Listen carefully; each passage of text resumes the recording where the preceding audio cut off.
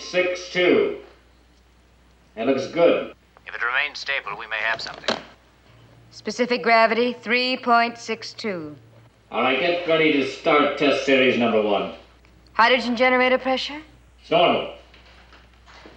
All right. Start. Number 1. Begin in 5 seconds. 5, 4, 3, 2, 1, start.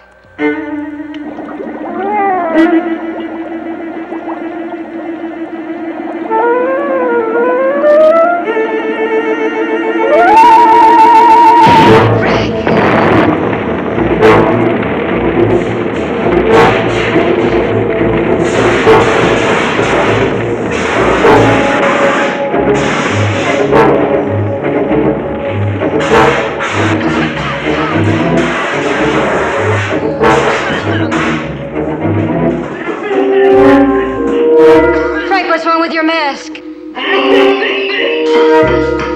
It doesn't seem to work. I'll start the exhaust fans. No, not yet. Not till I get the fire out. The oxygen will spread it, and everything might explode.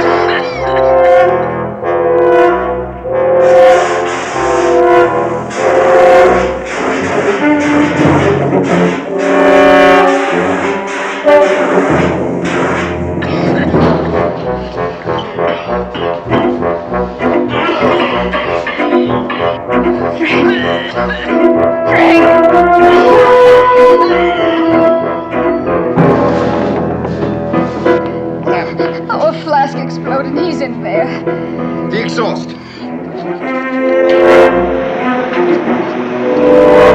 Oh, no. Wait till all the gas is exhausted.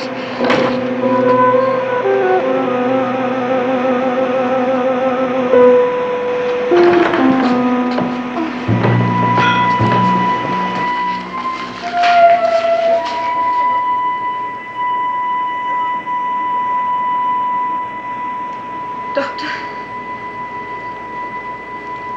Now, pause.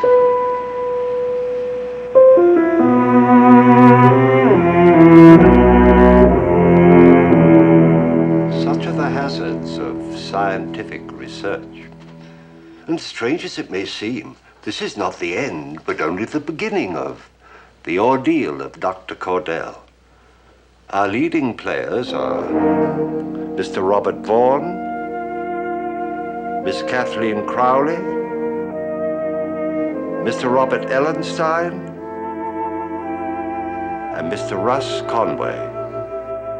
Speaking of chemistry, this thriller is a mixture of 1 part scientific possibility, 1 part imaginative melodrama, and 2 parts pure terror.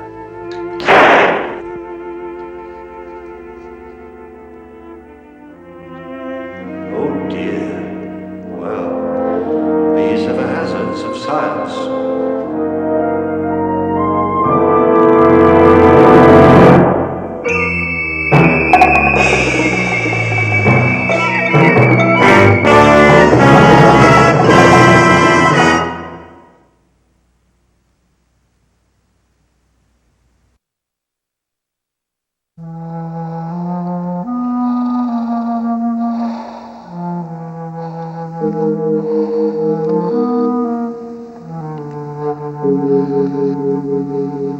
Just lie quietly now. I've just given you an injection of adrenaline.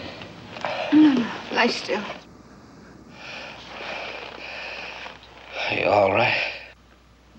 Mm-hmm. Do your notes? They're safe. What is it, Doctor? 10 minutes ago, he had no discernible heartbeat. And now it's normal. How do you feel, Frank? Other than a splitting headache, I feel all right.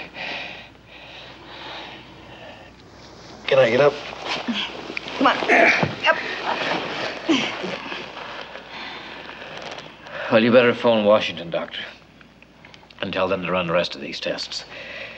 Because we've got a new problem to solve now. What's that? This mask is supposed to protect against any known gas. And it failed me completely in there. Are you sure it's working correctly? Well, we both checked it before we went in the cage. It's routine. But it must be defective. If it isn't, you know what you're suggesting. Not suggesting. I'm telling you.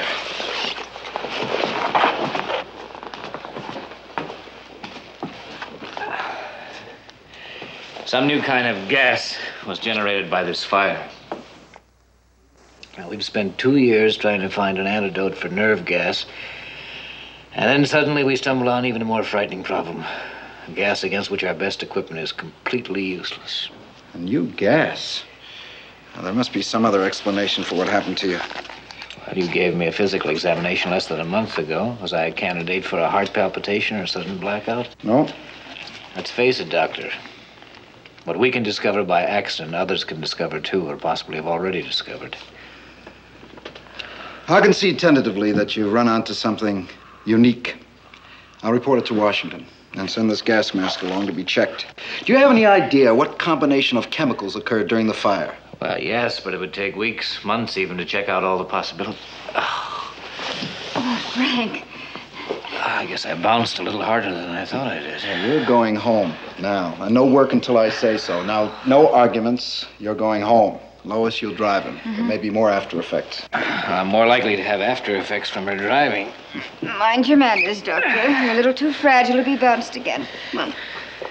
She never got over being champ of her judo team. You two go along. I'll see that everything's secured here.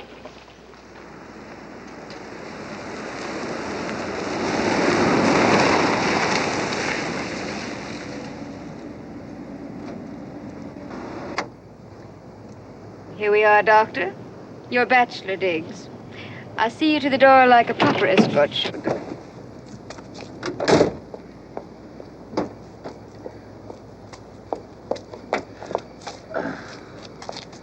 I say, what did you put in those drinks? Adrenaline and oxygen.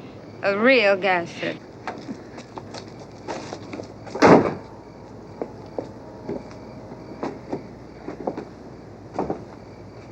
Well, I've certainly had a wonderful evening, Miss Walker, but I really must say good night. Oh, well, it's a shame to break it up so early. Couldn't I come in for just a few minutes? No, I don't think so. Oh, just for a cup of coffee. No. Or something. Well, I hardly know you, Miss Walker.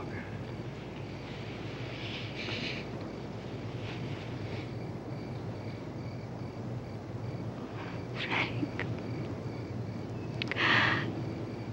Oh, I've been acting like a selfish little heel. Frank, forgive me. I'd be worried if you weren't disappointed. So am I. Believe me. Well, that's all I wanted to hear. Good night. Good night.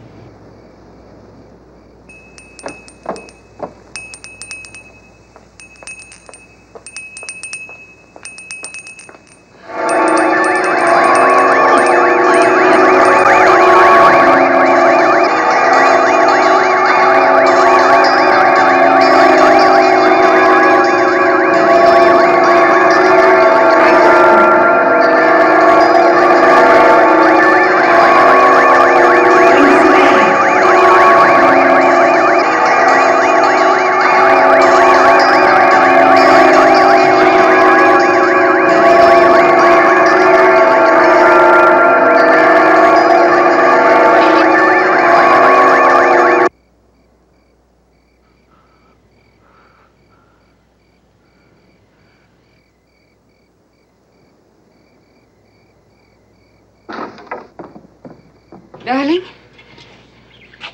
What happened? I don't know. Suddenly, the sound of that little bell almost drove me out of my mind. My heart began to pound, and every sound was horribly amplified. Oh, you're still a little shaky from that accident at the lab. Yeah, I guess that must be it. Come on, inside and into bed. And you stay there until I phone you tomorrow. All right, good night. Good night, darling.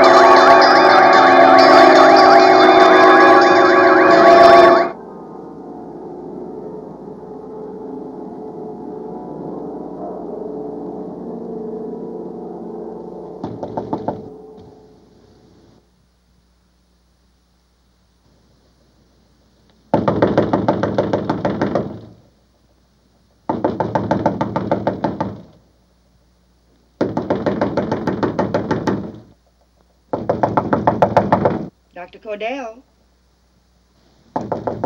Dr. Cordell? Dr. Cordell, are you in there?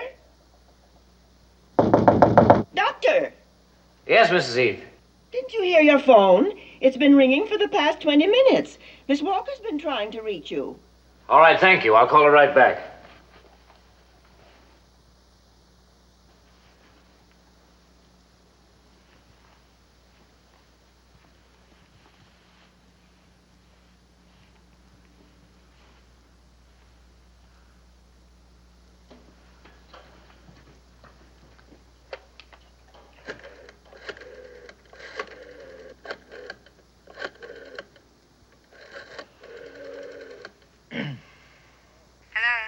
Hello? Darling, are you all right? Yes. Well, why didn't you answer the phone? I had to call Mrs. Heath. Well, I'm sorry. I guess I was dead to the world. How are you feeling? Fine. In fact, great. That's wonderful. I'll pick you up in 10 minutes. And don't bother with Mrs. Heath's orange juice and that lumpy oatmeal. You're buying me an expensive brunch downtown. A brunch? Well, it's nearly noon, sluggard.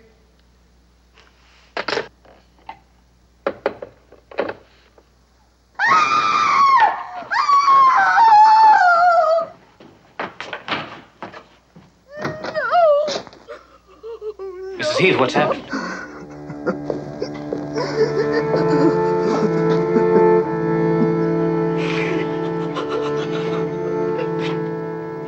Good Lord. You'd do a thing like that to a helpless little bird. Those fiends, those vicious fiends. They'd kill little Billy just to get even. To get even? Because I reported them to the juvenile authorities. Roaming the streets after curfew. The neighbor kids? All right, you go on inside, Mrs. Heath. I'll take care of Billy. No, I'll do it. I'll put him where the cats won't find him. He was always so afraid of cats.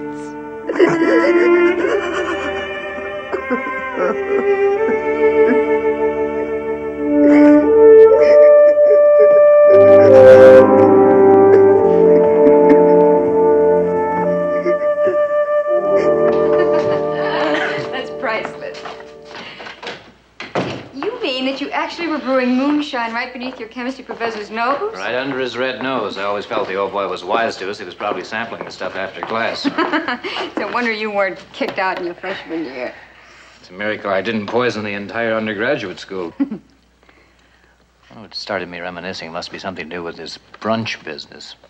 You know, that is a scandalous deterioration of good, staunch Orthodox habits combining breakfast with lunch. Well, whatever the reason, I'm glad. Do you know I nearly lost you last night? But today you're wonderfully alive and bright again. Well, you're almost fun to be with. Cigarette? I guess I have been a little difficult to get along with lately, but for some strange reason, despite the job we're facing, I feel positively stimulated.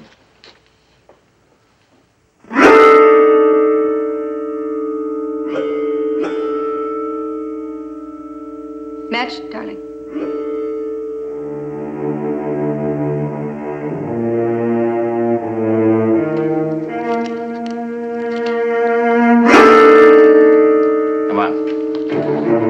work to do.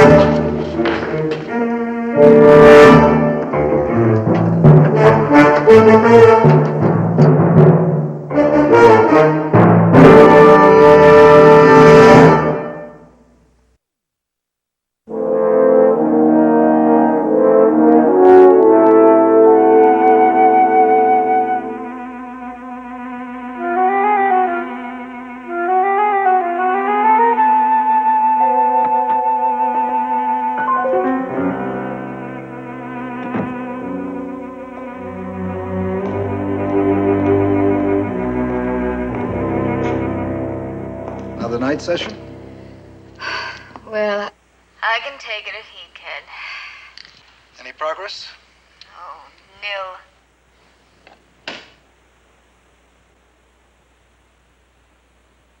Three weeks trying to recreate that gas, and I've got nothing but circles under my eyes. How's he feeling? Well, I think he's overworking. It's like a compulsion. It's almost frightening. Maybe I better take another look at him. Ask him to come around to my office first thing in the morning. Good. Good night. Good night, Doctor.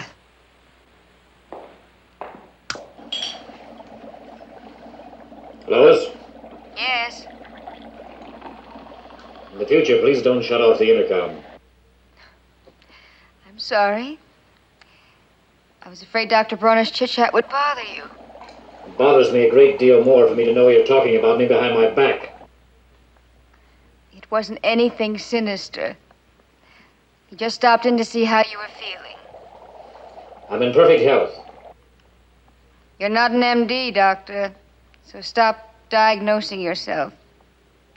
Incidentally, Dr. Bronner wants to check you over in the morning.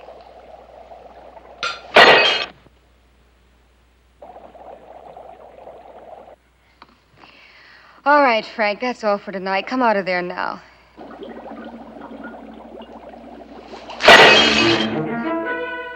Frank.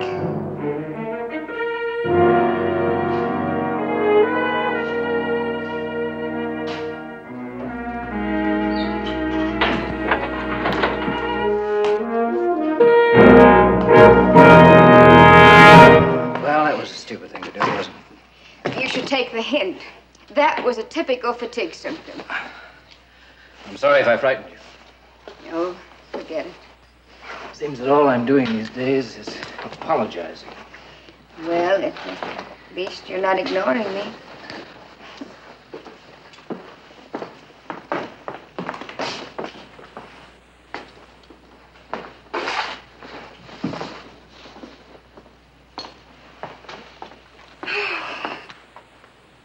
Aren't you quitting? No, you go on ahead. I want to go over these notes some more. There's still something wrong with our procedure. Go ahead, please. All right. Good night. Good night.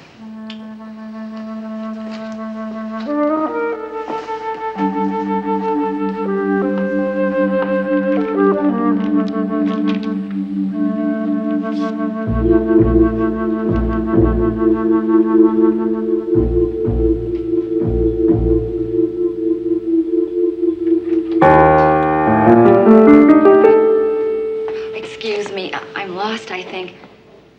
What are you doing in here? I'm new on the campus. I thought the library was in this building. I'm so sorry, Mr. All right, just a minute. How did you get in here? What? How did you get through that door? I just walked through it. I said I was sorry. It was open? Yes.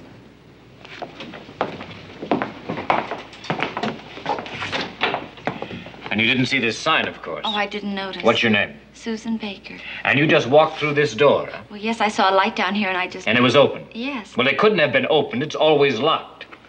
It locks automatically. Well, I don't know about that, but it really was open.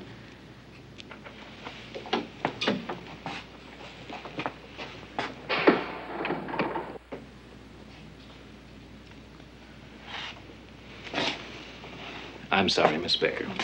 It needs adjusting. I'll point you to the library. Thank you.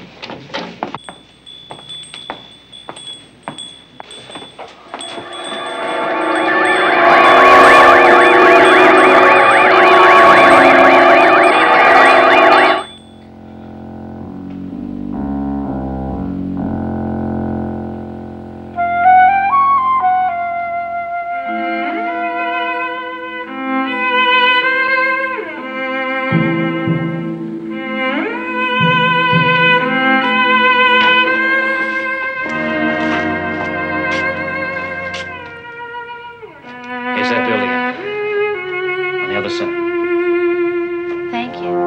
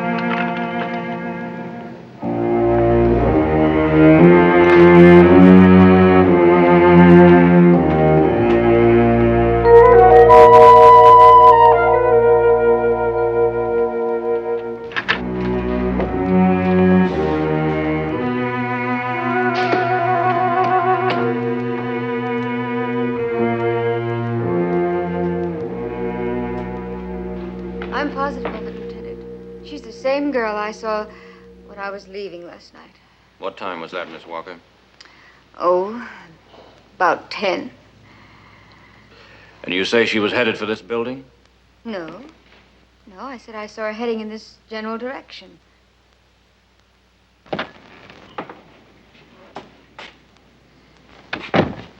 Oh, Frank. Dr. Cordell?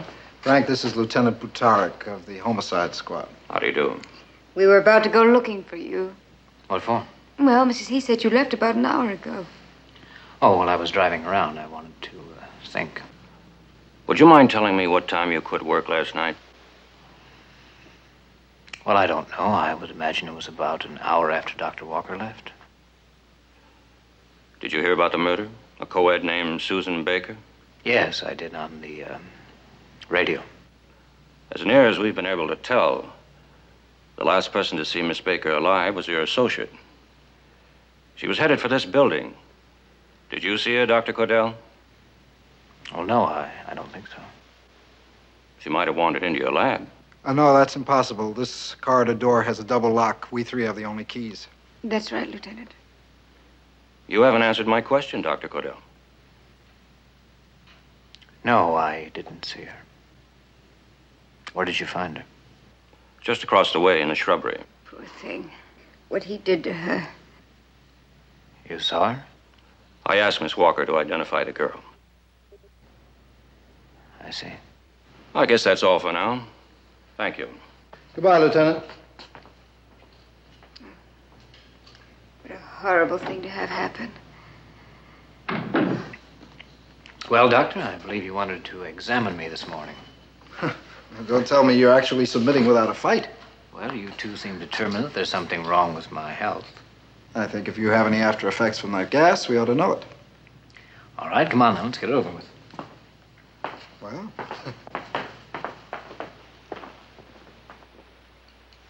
you can get dressed now. Well, how long do I have to settle my temporal affairs, Doctor? Get dressed. I don't want you catching pneumonia on my account.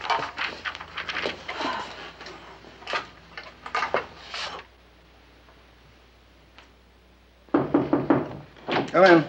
Excuse me, Doctor. Oh, come in, Lieutenant. Before I leave, I'd like to get your opinion on something that's bothering me. Yeah, what's that, Lieutenant? You remember those deep scratches on her earlobes? Mm-hmm. Well, you were right. She was wearing earrings. And the killer did tear them off. My men just found one about 30 yards from the scene. Apparently, the killer dropped it. What kind of a psycho would ignore her wristwatch and the money in her purse and just take a worthless little thing like this? Well, that's very difficult to say, Lieutenant. Possibly a trophy of the kill. Yes, but why not her scarf or something more personal? Why earrings? Who knows? Perhaps it has a hidden psychological meaning for the killer. A symbol which released some deeply suppressed homicidal urge. What do you mean? Well, suppose that in his infancy, he had been terrorized by an older child, a sibling. Terrorized with a toy bell. Such a repressed nightmare could lie dormant for years and then suddenly explode in seemingly senseless violence. It's all a matter of chemistry, brain chemistry. Well, how so, Doctor? Well, human behavior is a direct result of the chemical balance of the cerebral cortex, that portion of the brain which controls our higher mental functions, particularly moral judgments, the ability to choose between right and wrong. You mean a sudden change in brain chemistry could turn a normal man into a killer? Yes, exactly. Well, suppose your theory was correct. Do you mean you could restore the moral balance of a man by restoring the chemical balance of his brain? Possibly, if one only knew what elements were involved. And otherwise? Otherwise, he must go on killing.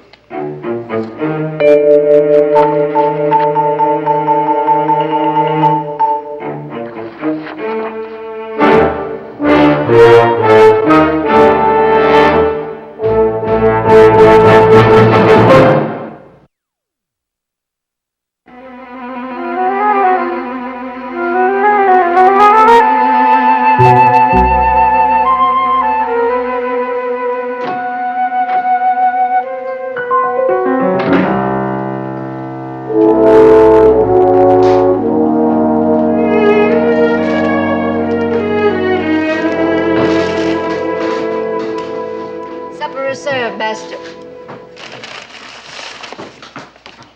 Sammy Fong says there's actually chicken in the chicken chow mein tonight. Would you like me to send in a menu? Oh, Frank, come on, let's not let it get cold again tonight, please. Can't you see I'm trying to concentrate? So am I on my neglected feed box.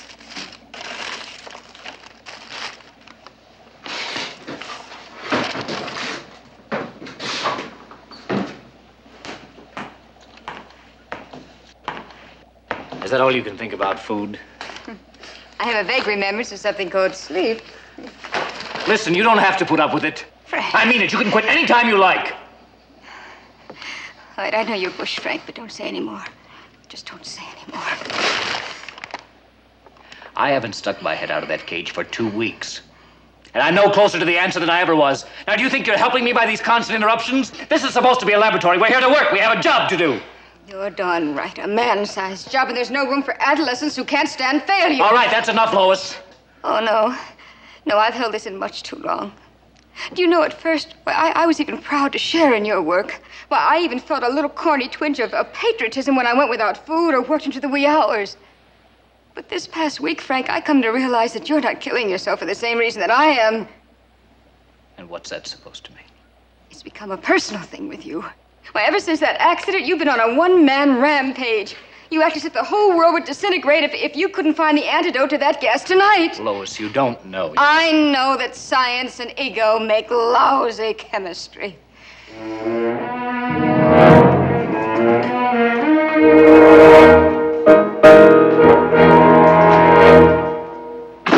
Lois!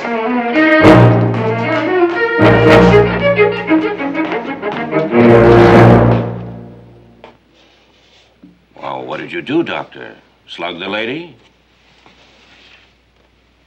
Thought I saw tears. I guess you scientists have your squalls just like the common herd, huh? What do you want, Lieutenant? Now look at this door. Help yourself. This it? The gadget you had your maintenance man fix the day after the murder. It's on his worksheet, Doctor.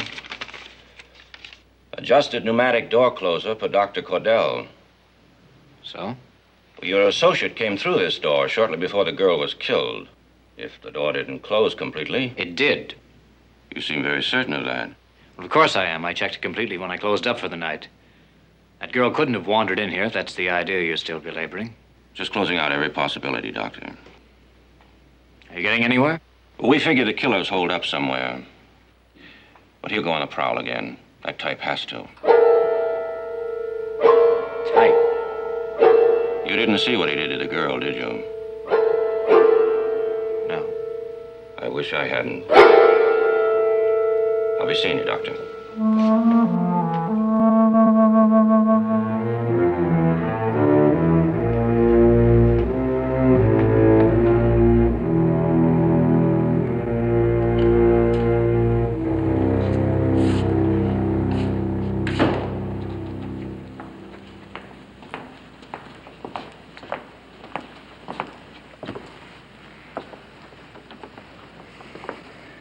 Got another glass? Lois was just in to see me. She tells me you haven't been out of here in days. Frank, as a friend, not as your boss, but as a friend, go home. Take the rest of the week off. Perhaps with a fresh mind, you'll be able to see through to the answer.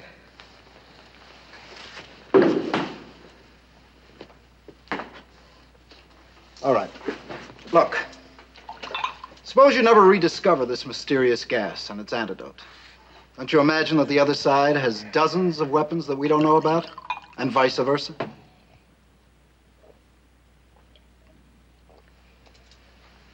Very well, then. I accept your resignation, Dr. Cordell. This isn't a snap decision, Frank. But the day that you became personally involved in this problem, you ceased to be a scientist, and this is work for a scientist. You better stop by my office tomorrow. We'll have to think up some face-saving excuse for your resignation. Wait. What do you want me to do?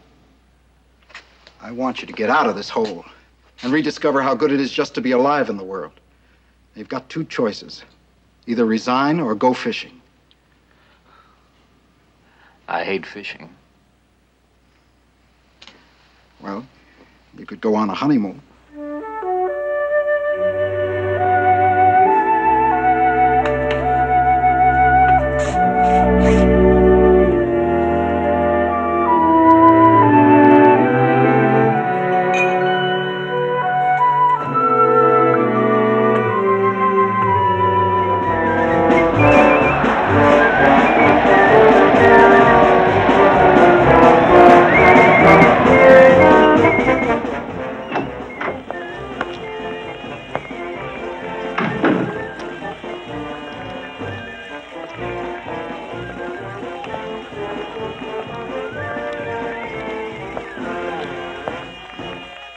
Okay, kids, now I want to hear this one. Ready? Hit it! B-E-A-T S-T-A-T-E Beefsteak! One last time. Are we going to beat steak?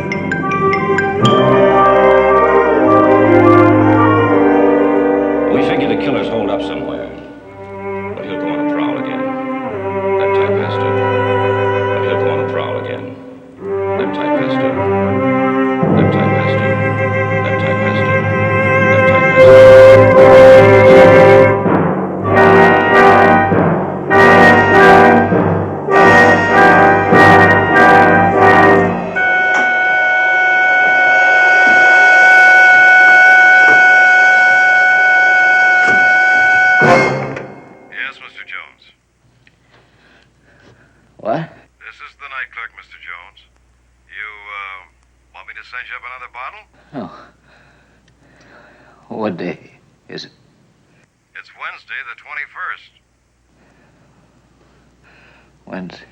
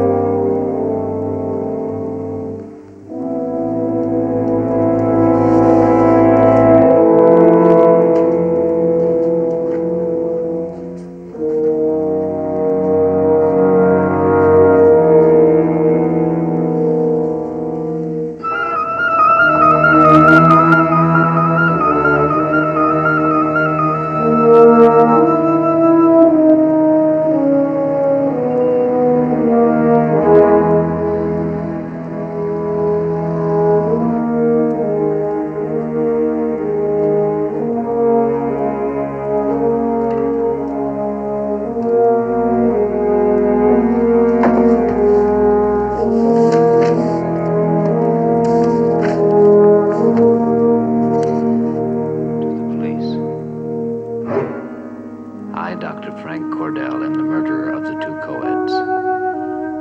When you read this, I will be already dead. I must destroy myself before I kill again. Once the terrible sickness takes possession of me, I am unable to stop myself from killing. It started after I was exposed to an unknown gas which my associate, Dr. Lois Walker, and I have been trying to recreate.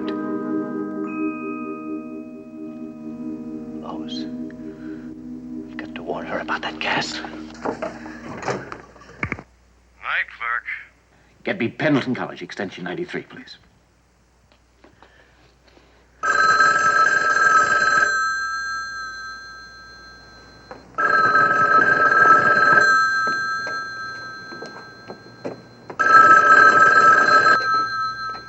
Hello. Lois. Frank.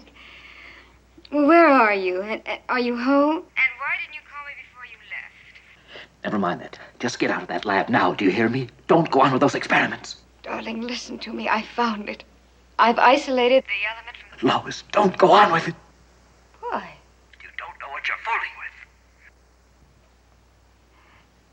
Frank, are you ill? Someone just came in. It's Dr. Bronner and that police lieutenant. Look, I'll put Dr. Bronner on. No, don't tell them you heard from me. Do you understand? Don't tell them. But why? Lois, I've got to talk to you first. You're in great personal danger. That gas, it's more hideous than we dreamed. There are effects. I can't explain on the phone, but I've got to talk to you. Frank, you are ill. I've got to talk to you somewhere alone. Now, where can I meet you? Well, the chapel. No one will be there now. All right. Meet me there. And don't say anything to anyone.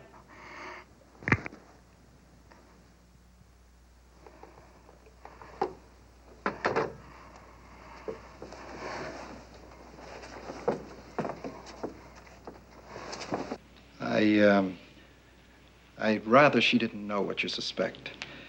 After all, it's only circumstantial. It's quite a coincidence, Doctor. The very day you brought up the idea that a simple little bell could trigger the killer, Cordell holed up in this lab.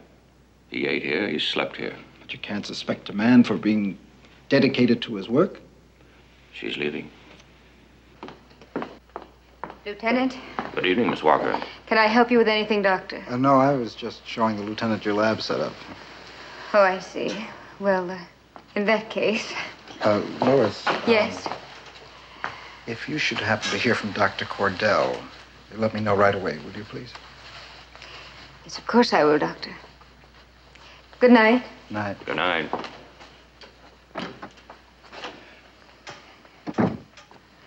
Just because he stayed here working, that's no reason for him to be a suspect. Was he afraid of what he might do if he went out, Doctor?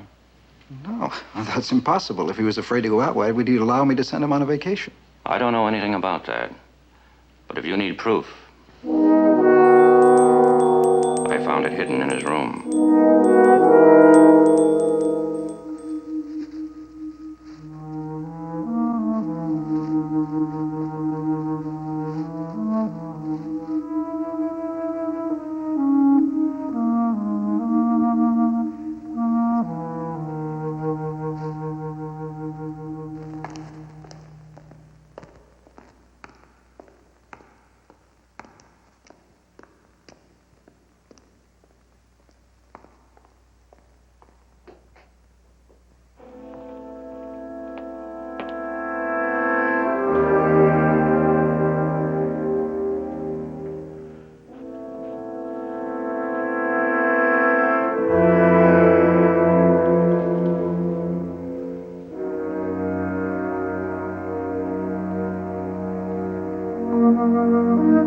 Thank you.